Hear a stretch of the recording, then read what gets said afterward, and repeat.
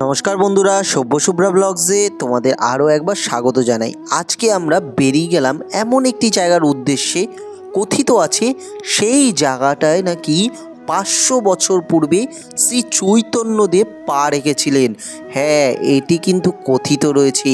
আর সেই জায়গাটি নিয়েই কিন্তু আজকের আমাদের এই বিশেষ পর্বটি আপনাদের সামনে তুলে ধরতে চলেছি।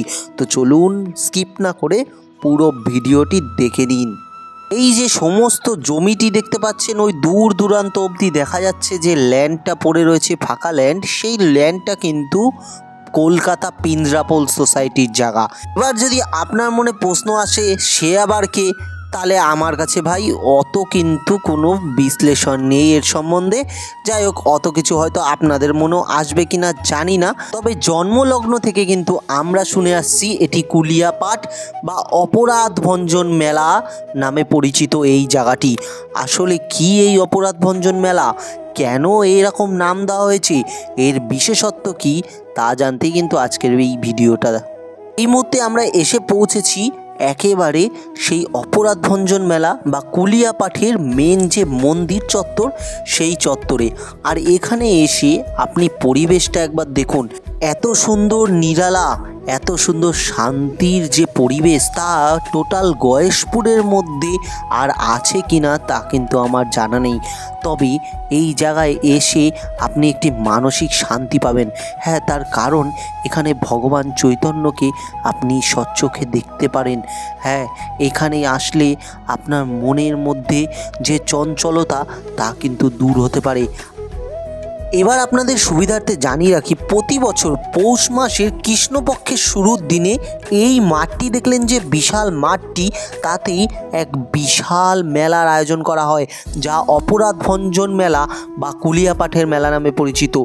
কথিত আছে ভগবান শ্রীকৃষ্ণ এখানে আসা সমস্ত মানুষ, সমস্ত পুণ্যার্থীর যে মনস্কামনা আছে তা কিন্তু পূর্ণ করে। কথিত আছে দুর্বৃত্তদের ফেরায় না ভগবান শ্রীকৃষ্ণ। আর হ্যাঁ, আরও কথিত আছে সমস্ত পাপ এখানে এসে খণ্ডিত করা যায় ভগবান শ্রীকৃষ্ণের চরণতলে। আর এর জন্যই কিন্তু এত জাগ্রত। হ্যাঁ, প্রতি বছর লক্ষ লক্ষ পুণ্যার্থীরা এখানে আসেন, রাতভর জেগে ভোরবেলা পুজো দেন গঙ্গা স্নান করে। হ্যাঁ, আর এই কারণে কিন্তু এখানে প্রত্যেক বছর মেলা ধুমধাম করে পালন হয়। আর এবছর এই যে ডিসেম্বর মাসের 26 তারিখ থেকে মেলা শুরু হতে চলেছে। আরও জানলে অবাক হবেন, এখানে যেই শুকনো গাছের গুঁড়িটি দেখতে পাচ্ছেন, এটি নাকি 500 বছরের একটি গাছের গুঁড়ি, যেটিতে আপনি যদি কোনো ঢিল বেঁধে দেন দড়ি দিয়ে, আর তারপর আপনার মনস্কামনা ভগবান শ্রীকৃষ্ণের কাছে জানান, তা কিন্তু পূর্ণ হতে বাধ্য। মন্দির থেকে খানিকটা এগিয়ে গেলেই আপনি একটি বিশাল আকার ঝিল দেখতে পাবেন।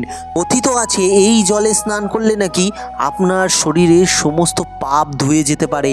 কথিত আছে এই জলে স্নান করার পরেই আপনি যদি ভগবান শ্রী চৈতন্যদেবের কাছে এবং ভগবান শ্রী নিত্যানন্দ দেবের কাছে ক্ষমা প্রার্থনা করেন, তারাও নাকি ক্ষমা করে দেন। আর এই কারণেই বলছি, জীবনের পাপ যদি খণ্ডাতে হয় তাহলে এখানে অবশ্যই কিন্তু আসতে হবে একবার। তবে সমস্ত পাপের কিন্তু ক্ষমা হয় না, কারণ সব কিছুর একটি সীমা থাকে। এটা তো আমাদের সবাইকে মাথায় রাখতেই হবে। বন্ধুরা, এই ভিডিওটি কেমন লাগলো তা কিন্তু কমেন্ট করে অবশ্যই জানাবেন। এই ভিডিওটি দেখার পর আপনি কি ভাবছেন, আসবেন এই মেলায় অথচ এর ঠিকানা জানেন না? তাহলে বলে দিই, কল্যাণী স্টেশন থেকে 2.5 কিলোমিটার দূরে আপনি অটোতে বা টোটোতে বললেই কিন্তু এই মেলায় পৌঁছে দেবে। বা কাছড়াপাড়া স্টেশন থেকে দূরত্বটা আর একটু বেশি হয়ে যায়, তবে একটানা সহজ পথেই কিন্তু আপনাকে এখানে নিয়ে চলে আসবে। অতএব কোনো ব্যাপারই না, আপনি তাড়াতাড়ি 26 তারিখের উদ্দেশ্যে এখানে চলে আসুন। আর আমাদের এই ভিডিওটি কেমন লাগলো তা কিন্তু আপনি একটি লাইক চিপে জানিয়ে দিতে পারেন। ভালো লাগলে অবশ্যই লাইক করুন, শেয়ার করুন আপনার বন্ধুদের সাথে। দেখা হবে পরবর্তী পর্বতে। ততক্ষণ অবধি ভালো থাকবেন, সুস্থ থাকবেন। ধন্যবাদ।